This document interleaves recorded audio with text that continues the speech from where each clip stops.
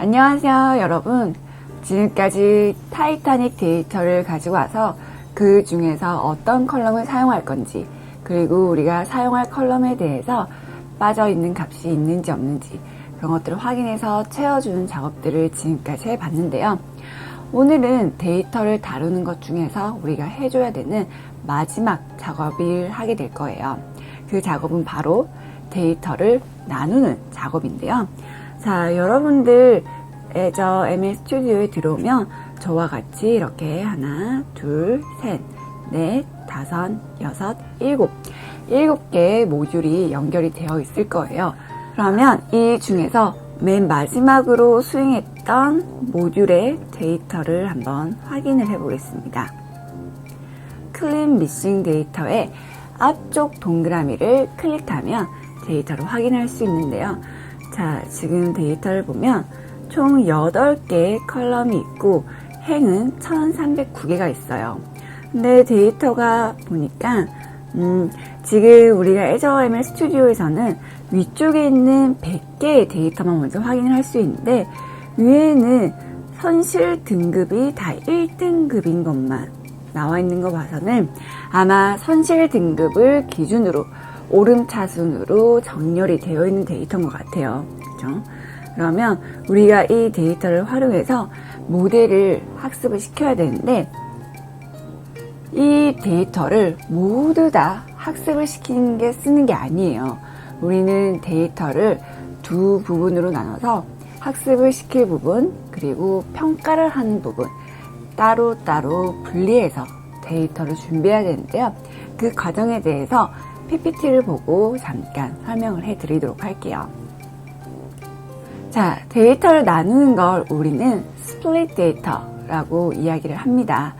스플릿 데이터를 하는 이유는 데이터가 이렇게 자 화면에 보고 계신 것처럼 이렇게 이쪽 파란색이 피처예요. 각각의 컬럼이 피처가 되는 거고 여기 주황색이 레이블이 되는 거겠죠.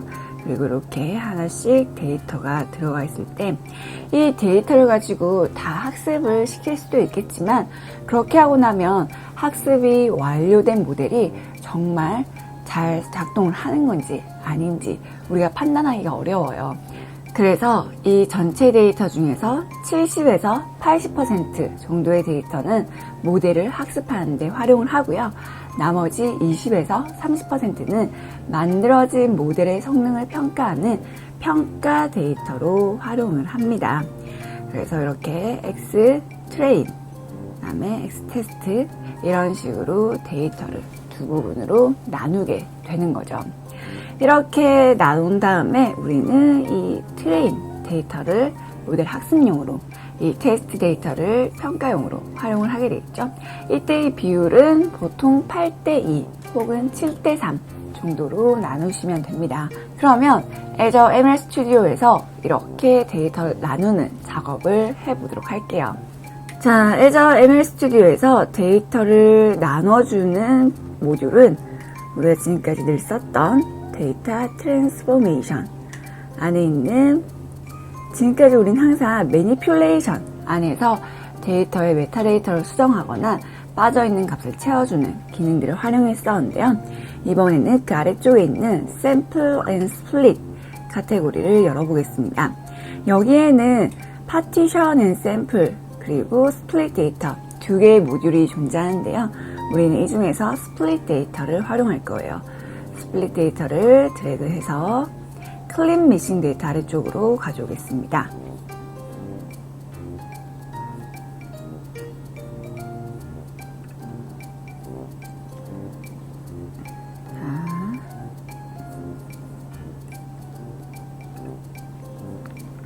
클린 미싱 데이터 쪽으로 가지고 온 다음에 이 스플릿 데이터 위쪽에 있는 동그라미를 클린 미싱 데이터의 앞쪽에 있는 동그라미와 연결을 해줄게요. 이렇게 맵을 내리고 그러고 난 다음에 이 스플릿 데이터를 선택해서 여기 속성창을 살펴보겠습니다. 그러면 이렇게 선택된 모듈의 이름이 나와 있을 거고요. 스플리팅 모드를 어떻게 할 거냐 라고 나와 있는데, 우리는 지금 데이터가 테이블 형식으로 행을 기준으로 아이템들이 다 들어가 있기 때문에 우리는 스플릿로 그대로 사용할 거고요. 그 다음에 아래쪽에 있는 게 fraction of rows in the first output dataset이라고 해서 첫 번째 나오는 데이터셋의 비율을 어느 정도로 할 거냐라는 거예요. 그러니까 우리가 훈련셋과 평가셋을 나눌 때 훈련셋의 비율을 몇 퍼센트 할 건가요? 라고 묻는 건데 0.5는 보통 잘 안 써요. 0.8로 선택을 해서 8대2, 80%, 20% 이렇게 나눠 보도록 하겠습니다. 자, 그런데 밑에 파란색으로 체크되어 있는 randomized split이라는 게 있어요. 이게 우리가 그냥 해석을 해보면 스플릿을 하는데 랜덤하게 스플릿을 하겠다라는 의미가 되겠죠. 이것도 체크를 해 주셔야 되는데요. 왜 이걸 체크를 해야 하냐면, 잠깐 다시 PPT로 넘어갈게요. 자, 우리가 이렇게 데이터를 나누게 될 텐데요. 일반적으로 데이터는 어떤 컬럼을 기준으로 내림차순 혹은 오름차순으로 정렬이 되어 있을 거예요. 앞서 살펴봤던 것처럼 우리가 가지고 있는 타이타닉 데이터는 선실 등급 1, 2, 3등급 그 데이터를 기준으로 오름차순으로 정렬이 되어 있어요. 여기 PPT 화면에 보고 계신 것처럼 말이죠. 그러면 이렇게 되어 있는 상태에서 랜덤하게 스플릿을 하지 않고 그냥 데이터 있는 그대로 스플릿하게 되면 훈련셋에는 3등급에 대한 정보가 거의 없는데 평가셋에는 3등급에 대한 정보만 가득 차게 되겠죠. 1등급은 거의 없을 거라는 거예요. 2등급도 얼마 들어가지 않겠죠. 이런 식으로 데이터가 나뉘게 되면 이 모델이 정말 학습이 잘 된 건지 평가를 제대로 하기가 힘들겠죠. 이건 마치 우리가 학창 시절에 행렬만 계속 공부를 했는데 나중에 시험 문제 치는데 미적분이 나와버리면 학생도 선생님도 정말 제대로 된 평가 지표를 얻어낼 수가 없겠죠. 그런 것처럼 우리는 어떤 문제를 풀기 위해서는 그 문제에 합당한 데이터를 제공하고 모델이 학습이 다 완료되고 나면 그 모델이 학습했던 것과 유사한 데이터를 줘서 모델을 평가해야겠죠. 그래서 우리는 데이터를 스플릿할 때 이렇게 정렬되어 있는 상태로 쪼개는 게 아니라 전체 데이터 중에서 평가셋과 훈련셋을 랜덤하게 나누게 됩니다. 그러면 그 중에는 1등급, 2등급, 3등급 랜덤하게 골고루 섞여서 나눠지게 되겠죠.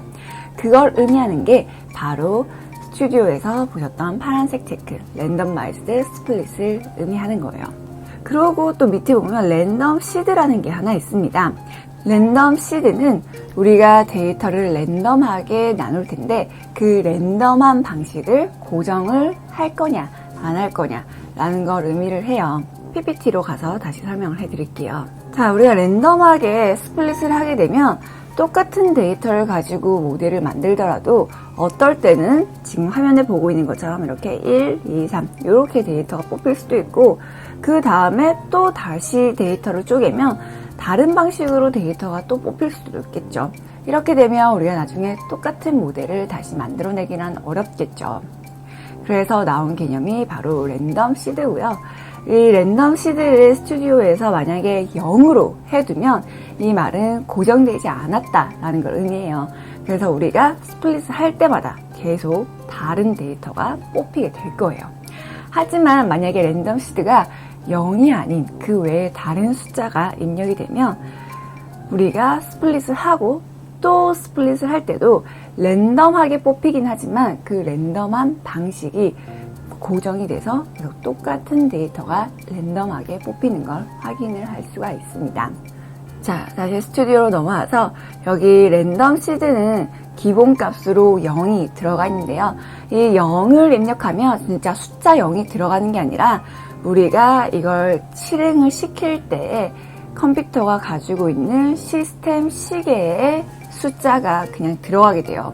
그러면 우리는 그 시간의 숫자가 뭔지를 모르니까 나중에 똑같은 값을 얻어내고 싶을 때 어려움을 겪을 수가 있겠죠.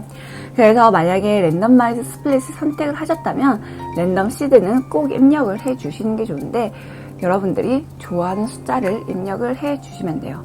좋아하거나 기억하기 쉬운 숫자 입력해 주시면 다음번에도 똑같은 데이터가 훈련셋과 평가셋으로 나뉠 수가 있겠죠. 자, 저는 여기서 9라고 입력을 했고요. 이 상태에서 스플릿 데이터를 실행을 시켜보도록 하겠습니다. 여러분들은 저와 똑같이 9를 입력하셔도 되고 여러분들이 좋아하는 숫자 1, 2, 3을 선택하셔도 되는데 그렇게 한 뒤에 실행을 시키고 나서 저와 데이터가 같은지 다른지 한번 확인해 보시면 될 것 같아요. 자, 이렇게 나왔는데 자, 스플릿 데이터도 클린 미싱 데이터와 같이 아래쪽에 나오는 아웃풋 동그라미가 두 개가 있습니다.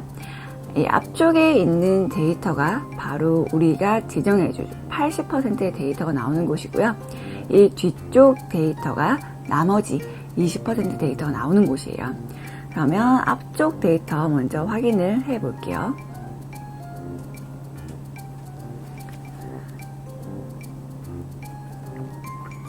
자, 우리 전체 데이터가 1309개였는데 그 중에서 80%인 1047개 데이터가 여기에 들어온 거 볼 수 있고요.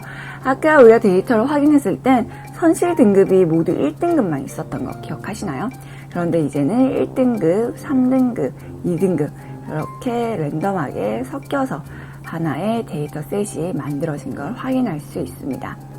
자, 여러분들이 만약 랜덤 시드를 9로 했다면 저와 똑같이 데이터가 나눠졌을 거예요. 만약에 다른 숫자를 입력했으면 다르게 뽑혔겠죠. 그러면 뒤쪽 동그라미를 확인을 해보면 전체 데이터의 20%인 262개의 데이터가 이렇게 뽑힌 걸 확인을 할 수가 있습니다. 그래서 데이터가 어떻게 뽑히느냐에 따라서도 모델이 만들어지는 게 꽤 차이가 나는데요. 그런 거에 대해서는 우리 다음에 다시 한번 이야기를 해보도록 하고요. 오늘은 아주 간단하게 스플릿 데이터라는 모듈 하나만 사용을 해봤는데요. 분류 문제를 풀 때는 데이터를 모두 다 학습시키는 데 사용하는 것이 아니라 그중 일부는 학습용, 나머지는 학습된 모델을 평가하는 평가용으로 나누어서 쓴다는 걸 이해하시면 되겠습니다. 그래서 이렇게 데이터를 7:3 혹은 8:2 혹은 75:25 이런 식으로 분류를 해서 준비를 해 주시는 것까지 하면 데이터를 전처리하는 과정이 모두 끝나는 거예요. 우리가 데이터를 가져와서 사용할 것만 선택하고 그 다음에 메타데이터를 수정해 준 다음에 빠져있는 값 채워놓고 데이터를 평가셋과 훈련셋으로 나누는 것까지 해서 자, 이렇게 데이터 전처리하는 건 이번 시간으로 마무리를 할 거고요. 이렇게 준비가 다 된 데이터를 가지고 다음 시간부터는 실제로 학습을 해볼 거예요. 여기까지 저와 같은 상태가 되도록 준비를 해 주시고요. 다음 시간에는 ML 스튜디오에서 제공하는 알고리즘이 어떤 게 있는지 좀 더 살펴본 다음에 그 알고리즘 중에서 몇 개를 선택해서 실제로 학습을 시켜보도록 하겠습니다. 그러면 데이터 지금까지 준비하느라 너무 고생 많으셨고요. 저는 다음 시간에 또 돌아오도록 하겠습니다.